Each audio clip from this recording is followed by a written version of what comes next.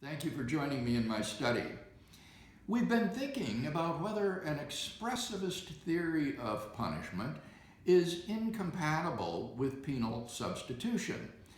And I suggested last time that if expressivism is indeed incompatible with penal substitution, then the penal substitution theorist is simply at liberty to reject the expressivist theory of punishment. But is it in fact the case that expressivism is incompatible with penal substitution? This is far from clear.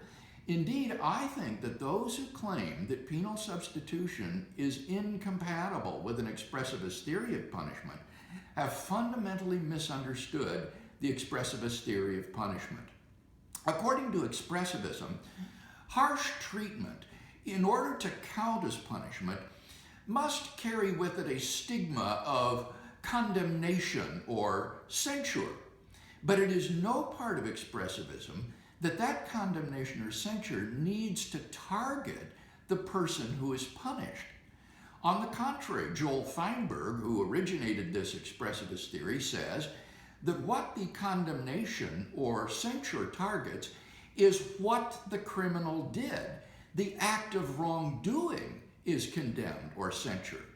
Or alternative, one could say that the condemnation or censure is directed toward the person who actually did the wrong.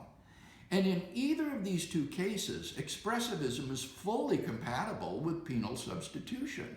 When God punishes Christ, he need not condemn or censure Christ, but he can censure the sins, the crimes for which Christ is punished, or he can censure or condemn those who carried out those sins. They are under God's condemnation until Christ pays that punishment for their sin.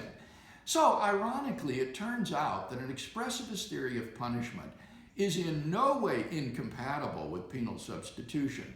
Rightly understood, a penal substitution theorist can wholly embrace an expressivist theory of punishment and maintain that God punished Christ for our sins.